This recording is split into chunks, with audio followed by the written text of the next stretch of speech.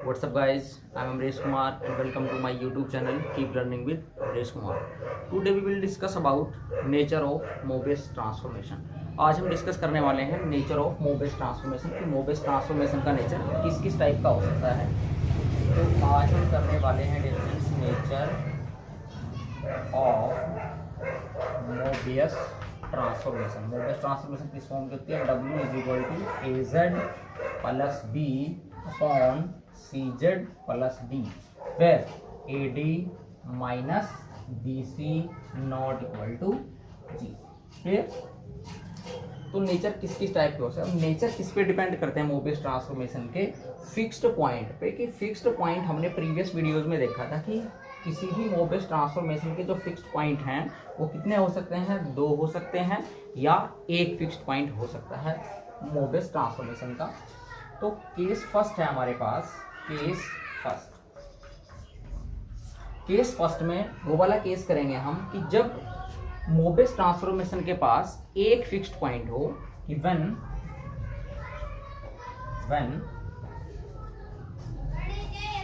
Mobius transformation has one fixed point से Z. ठीक है, हमने मान लिया फर्स्ट केस में कि मोबियस ट्रांसफॉर्मेशन के पास एक फिक्स्ड पॉइंट है जिसको हमने जेड नोट कहा है। तो उस केस में नेचर कैसा होगा मोबियस ट्रांसफॉर्मेशन का? तो हम कहेंगे कि then Mobius transformation is parabolic. Mobius transformation is, उस केस में जो मोबियस ट्रांसफॉर्मेशन रहेगी मेरी वो क्या रहेगी स्टूडेंट्स? पैराबोलिक रहेगी। एंड इज एक्सप्रेसिबल, हम उसको ऐसे एक्सप्रेस कर सकते हैं। तो dear students, and is expressible as, और जो मोबियस ट्रांसफॉर्मेशन है आपकी इस फॉर्म की दिखेगी कि W is equal to H plus Z minus Z naught. Mobius transformation particular आपकी इस फॉर्म की दिखेगी। इस केस में जो फिक्स्ड पॉइंट है हमारा वो हमारा इन्फिनिटी नहीं होगा कि जेड नोट क्या रहेगा इस केस में आपका नॉन इन्फिनिटी रहेगा और आपकी मोबियस ट्रांसफॉर्मेशन इस फॉर्म की दिखेगी। अब हम इसी केस में ये केस करते हैं कि अगर आपका फिक्स्ड पॉइंट जो है वो इन्फिनिटी बन जाए कि if Z naught equal to infinity, then कह रहा है कि मोबियस ट्रांसफॉर्मेशन ऐसी दिखेगी कि W is equal to H plus Z. ठीक है, तो मोबियस ट्रांसफॉर्मेशन कैसी दिखेगी? W equal to H plus Z. अब हम ये देखेंगे कि ये वाली फॉर्म आपकी किस वे में एक्सप्रेस हो जाती है कि जब आपके पास जो फिक्स पॉइंट है वो इन्फिनिटी हो जाए। तो आइए हम यहाँ से स्टार्ट करते हैं कि जो मोबियस ट्रांसफॉर्मेशन दी हुई है आपको वो क्या दी हुई है? W is equal to A Z plus B upon C Z plus D. अगर मैं इसे लेके चलूँ ये स्टूडेंट्स, तो आपने प्रीवियस वीडियोज में किया होगा कि हम यहाँ से इसको क्या करते थे, फिक्स्ड पॉइंट निकालने के लिए आप W को Z के इक्वल पुट कर देते थे। तो क्या बन जाती थी? ये इक्वेशन डायरेक्ट बना देते हैं। तो ये बन जाती थी, अगर मैं W को put W equal to Z अगर आपने पुट किया तो क्या बन जाती है इक्वेशन? डायरेक्ट कर देते हैं, C Z square plus D Z आएगा और वो ये माइनस होकर D minus A into Z और आपका माइनस बी इक्वल टू 0। ये क्वाड्रेटिक इक्वेशन बन जाती है जेड में।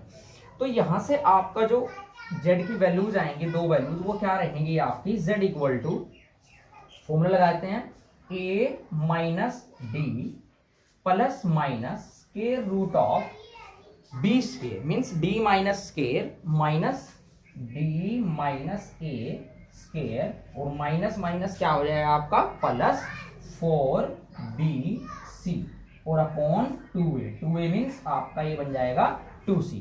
डिस्टेंस अब आप यहां से देखें कि आपका जो ये वाला केस है वो क्या है? जब फिक्स पॉइंट क्या है? इन्फिनिटी है। तो यहाँ पे हमारे पास 2 फिक्स पॉइंट हैं। एक तो z को आप प्लस के साथ ले लें, एक z को आप माइनस के साथ ले लें। 2 फिक्स्ड पॉइंट होते हैं हमारे जनरली। तो ये कह रहा है कि एक ही फिक्स पॉइंट है इन्फिनिटी। अब आप यहाँ से देख लें कि इसको हम एक ही फिक्स्ड पॉइंट इन्फिनिटी किस केस में लेंगे। तो आप देखो ये वाली थिंग तो क्या होनी चाहिए? पर्टिकुलर 0 होनी चाहिए। ठीक है। तो इसके लिए a माइनस डी का भी क्या होना जरूरी है, नॉन जीरो होना जरूरी है, और c must be zero. It means जब आपका c जीरो होगा तो z क्या दे देगा आपको, इन्फिनिटी दे देगा। तो इस केस में आपका क्या रहेगा, जब c जीरो है तो आपका फिक्स्ड पॉइंट क्या होता है डियर फ्रेंड्स, इन्फिनिटी होता है। तो हम यहां से लेके चले, अगर इसको c को जीरो पुट कर दे मोबियस ट्रांसफॉर्मेशन में, तो क्या बनेगा कि put c is equal to zero इन, इसको नाम आपने सपोज किया इक्वेशन 1 दिया, तो इक्वेशन 1 में पुट जैसे ही किया आपने, इसको क्या नाम दिया हमने, इक्वेशन नंबर 1।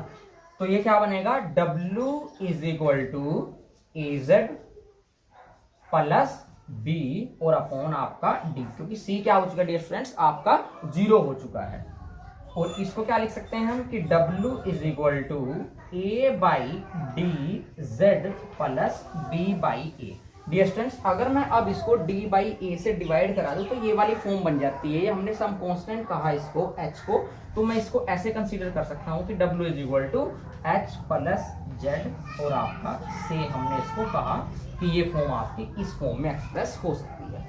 तो ये वाला केस हमने वो किया जब एक फिक्स पॉइंट हमारे पास जेड हो। नेक्स्ट केस डियर स्टूडेंट्स हम करने वाले हैं कि जब हमारे पास फिक्स्ड पॉइंट दो होंगे, उस केस में आपका जो नेचर है मोबियस ट्रांसफॉर्मेशन का वो कैसा दिखेगा।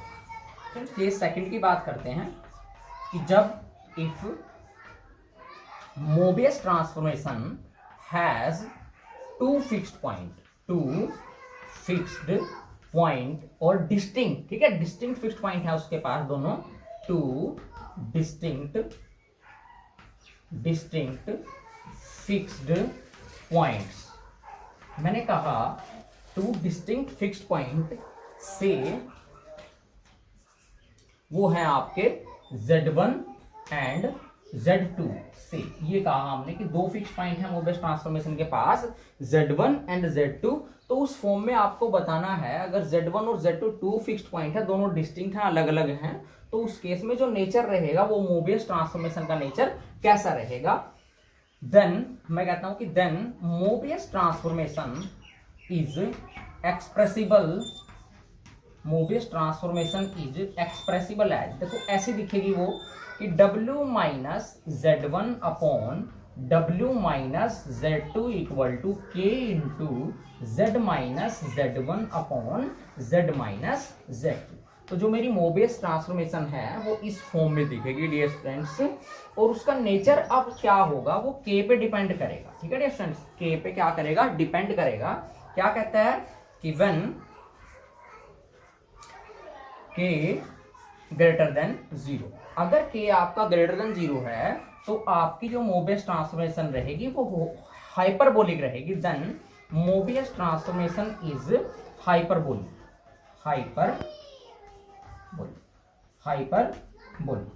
ठीक है। अब वो नेक्स्ट कहता है कि जब आपका k ऐसा दिखेगा पर्टिकुलर कि when k equal to exponential iota alpha where alpha should be not equal to zero, तो उस केस में हमारी जो मोबियस ट्रांसफॉर्मेशन है उसका नेचर कैसा रहेगा, एलिप्टिक रहेगा। कि then Mobius transformation is elliptic, तो उस केस में डियर फ्रेंड्स आपका नेचर जो है मोबियस ट्रांसफॉर्मेशन का वो क्या रहने वाला है, एलिप्टिक रहने वाला है। अब नेक्स्ट केस है हमारे पास व्हेन जो k है वो ऐसा दिखे कि a एक्सपोनेंशियल आयोटा अल्फा, और जो a है आपका वो क्या होना चाहिए, नॉट इक्वल टू 1 होना चाहिए और ग्रेटर देन 0 होना चाहिए आपका, और जो अल्फा है वो भी आपका क्या होना चाहिए, नॉट इक्वल टू 0 होना चाहिए। तो इस केस में जो मोबियस ट्रांसफॉर्मेशन है डियर फ्रेंड्स उसको कहते हैं कि वो लॉगरिथमिक होगी। क्या कि then Mobius transformation is logarithmic, ठीक है डियर फ्रेंड्स, ये तीन केस है मेरे पास। अब मैं आपको एक और बात बता दूं कि ये वो वाला केस है डियर स्टूडेंट्स जिसमें आपका Z2 पर्टिकुलर क्या होगा, नॉट इक्वल टू इन्फिनिटी रहेगा, तब ये इस फॉर्म में एक्सप्रेस हो जाएगी आपकी मोबियस ट्रांसफॉर्मेशन। और अगर आपका Z2 इन्फिनिटी हो जाए डियर स्टूडेंट्स, क्या कि अगर आपका Z2 इन्फिनिटी बन जाए देन ये एक्सप्रेस होगी कैसे कि W minus Z1 equal to some constant k into z minus z1। तो उस केस में डियर फ्रेंड्स ये कैसी दिखेगी, इस फॉर्म की दिखेगी आपकी मोबियस ट्रांसफॉर्मेशन। इसका प्रूफ भी हम इजीली वे में कर सकते हैं। उसके लिए डियर फ्रेंड्स आप क्या करें, ये वो वाला केस है जब आपका पर्टिकुलर एक फिक्स्ड पॉइंट क्या हो, इन्फिनिटी हो जाए, तो उस केस में मैं कह रहा हूं कि ये मोबियस ट्रांसफॉर्मेशन जो आपकी एक्सप्रेस इस फॉर्म में हुई है फिर इस फॉर्म में एक्सप्रेस हो जाएगी। इसका प्रूफ भी हम इजीली कर सकते हैं। इसके लिए क्या करें, आप यहां पे डियर फ्रेंड्स लिमिट अप्लाई कर दें कि limit z2 tends to infinity. उसके लिए देखो मैं आपको बता देता हूं कौन से वाला केस कर रहे हैं कि जब आपका एक फिक्स पॉइंट क्या हो जाए, इन्फिनिटी हो जाए, तो उस केस में आपने ऐसे करना है इसको। देखो डियर फ्रेंड्स, जब आपका z2 जो है वो इन्फिनिटी हो जाए, ठीक है, तो उस केस में आप इसको ऐसे सोल्व करेंगे, इसको आप यहां पे लेफ्ट साइड शिफ्ट कर लें और इसको राइट साइड शिफ्ट कर लें, तो ये हो जाएगा z minus z2 upon w minus z2 equal to k into z minus z1 और अपॉन क्या हो जाएगा आपका w माइनस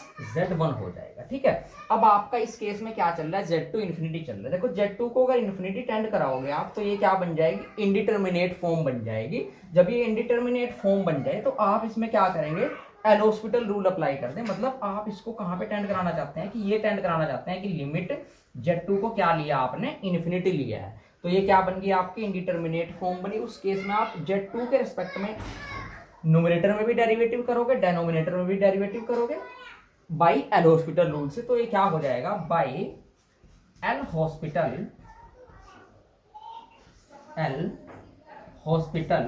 रूल। तो उस रूल से क्या हो जाएगा, ये आपका -1 तो -1 क्या हो जाएगा आपका +1 हो जाएगा और equal to k into z minus z1 upon w minus क्या है ये आपका z1। तो आप इसको क्या करें, माइनस माइनस प्लस कर दें और w माइनस z1 को लेफ्ट साइड ले आए, तो ये क्या हो जाएगा w minus z1 equal to k into z minus z1। तो डियर स्टूडेंट्स, मैंने बताया था आपको कि आपका जब एक फिक्स पॉइंट इन्फिनिटी हो जाए तो उस केस में आपकी जो मोबियस ट्रांसफॉर्मेशन है वो इस फॉर्म में एक्सप्रेस होगी। मैं करने वाला हूं, मैंने एक क्वेश्चन उठाया है कि w is equal to 3z minus 4 upon z minus 1। इस मोबियस ट्रांसफॉर्मेशन का आपको फिक्स्ड पॉइंट फाइंड करना है और इसका नेचर फाइंड करना है। क्या क्या फाइंड करना है आपको, फिक्स्ड पॉइंट फाइंड करने हैं, फिक्स्ड पॉइंट फाइंड करें आप, इसका नेचर आप फाइंड करें कि इसका नेचर कैसा होगा। नेचर के बाद आप इसको एक्सप्रेस भी करके दिखाएं नॉर्मल फॉर्म में, कि आप इसको नॉर्मल फॉर्म में क्या करो डियर स्टूडेंट्स, नॉर्मल फॉर्म में क्या करो, इसको आप एक्सप्रेस करके दिखाओ। तो डियर स्टूडेंट्स आइए चलते हैं इसके सोल्यूशन की ओर। तो सोल्यूशन के लिए क्या करेंगे हम, सबसे पहले आप फिक्स्ड पॉइंट फाइंड कर लें। फिक्स्ड पॉइंट के लिए क्या करते हैं, आप w को z के इक्वल पुट कर देते हैं। तो फॉर फिक्स्ड पॉइंट,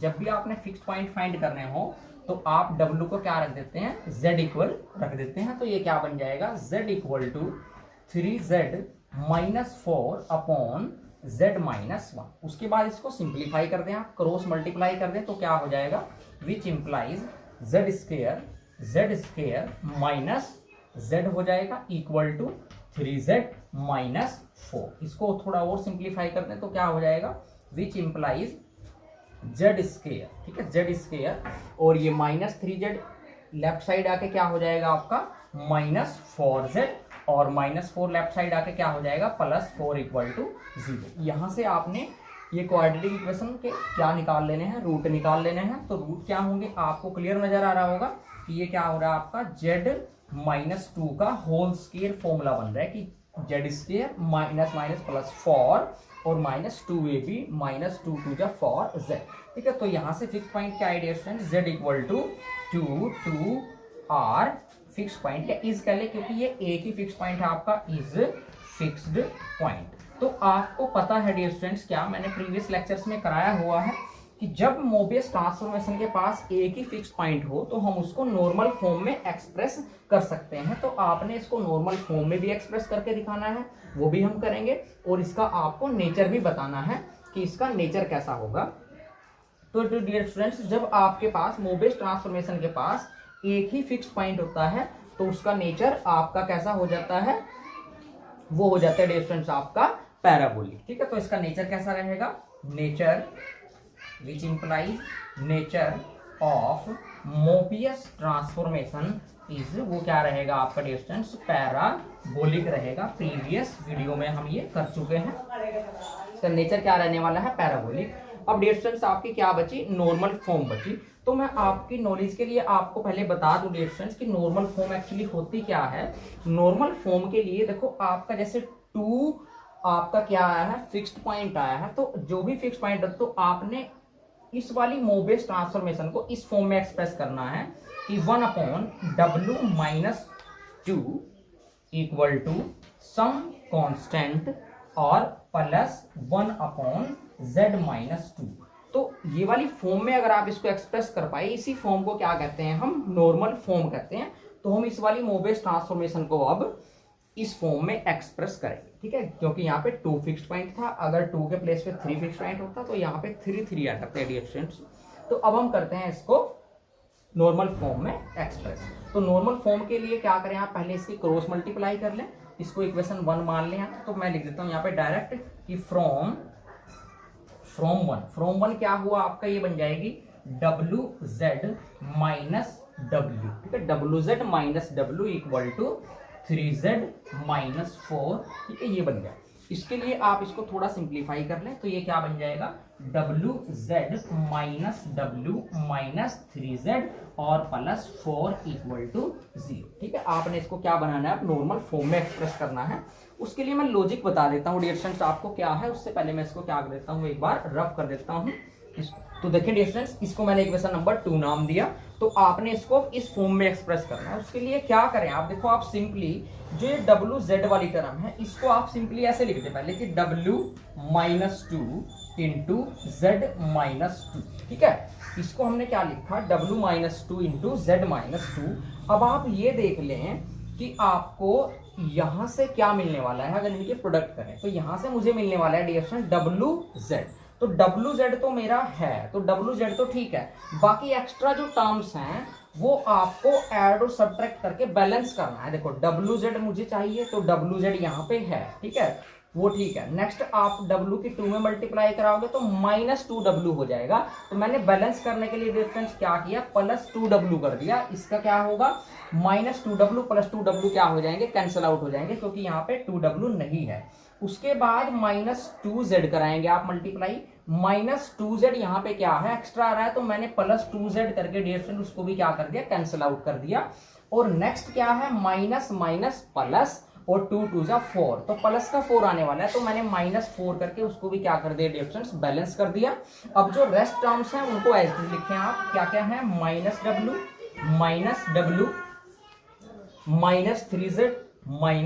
-3Z और +4। इसको अब आप सिंप्लीफाई कर दें। ठीक है, सिंप्लीफाई जैसे करेंगे तो आपका 4 से 4 क्या हो जा रहा है, आपका कैंसिल आउट हो जा रहा है, और ये बन जाएगा आपका W-2 इंटू Z-2।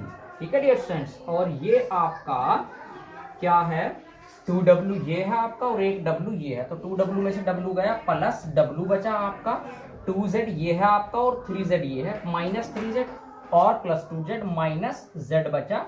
और डियर स्टूडेंट्स आपका और क्या बच रहा है यहाँ से, -4 और +4 आपका कैंसिल आउट हो चुका है, तो इक्वल टू 0। तो ये बन गया आपका। अभी देखो आपने इस फॉर्म में इसको एक्सप्रेस करना है, तो यहाँ पे अभी क्या है, ओनली W-Z है, तो आपने क्या बनाना है, यहाँ पे भी मैंने नेक्स्ट लिखा, next step W-2 as it is और आपका Z-2 एज इट इज। उसके लिए क्या करो आप, अपनी आप से इसको W-2 लिख दो आप एक बार। ठीक है, इसको आप क्या लिख दो, माइनस माइनस प्लस करके आप इसको ऐसे लिख दो, -Z और -2, इसको ऐसे लिख दो आप। अभी देखो क्या क्या चीज आपने एक्स्ट्रा ऐड और सब्ट्रैक्ट किए यहाँ पे। देखो W-2, जबकि यहाँ पे क्या था, W था, तो -2 एक्स्ट्रा आया है, तो मैंने क्या कर दिया, +2 कर दिया बैलेंस करने के लिए। अब नेक्स्ट क्या है, -Z, तो -Z यहाँ पे है। नेक्स्ट क्या है, माइनस माइनस +2 हो जाएगा, +2 है डियर स्टूडेंट्स, तो +2 को बैलेंस करने के लिए मैंने क्या किया, -2 आपने यहाँ पे एक्स्ट्रा कर दिया, तो ये 2 और 2 क्या हो जाएंगे डियर स्टूडेंट्स, कैंसल आउट हो जाएंगे। ठीक है, उसके बाद आप क्या करो, पूरी की पूरी इक्वेशन को डिवाइड कर दो, divide by W minus two into Z minus two से आप इसको क्या कर दो, डिवाइड कर दो, तो ये क्या बनेगा, यहां से 1 बन गया, 1 प्लस ये क्या बना, जब W minus to Z minus two से डिवाइड करेंगे तो 1 अपॉन क्या बन गया, Z माइनस टू बन गया, और ये क्या बनेगा, minus 1 upon W minus to बन जाएगा और इक्वल टू 0। तो 1 अपॉन W माइनस टू को आप राइट साइड ले जाएं तो ये बन जाएगा 1 upon W minus two equal to ये क्या है आपका 1 plus 1 by Z minus two. तो डियर फ्रेंड्स आप देख सकते हैं कि जो रिक्वायर्ड फॉर्म थी मेरी इसी फॉर्म में एक्सप्रेस करना था, इसी को नॉर्मल फॉर्म कहते हैं हम, कि 1 अपॉन W माइनस टू, तो 1 upon W minus two equal to some constant की, कि यहाँ पे कौन है आपका 1 plus 1 upon Z minus two. ठीक है डियर फ्रेंड्स। तो डियर फ्रेंड्स आपको वीडियोज कैसी लग रही हैं प्लीज आप मुझे कमेंट करके जरूर बताएं, और ज़्यादा से ज़्यादा मेरे चैनल को आप सब्सक्राइब करें, शेयर करें। Thank you so much.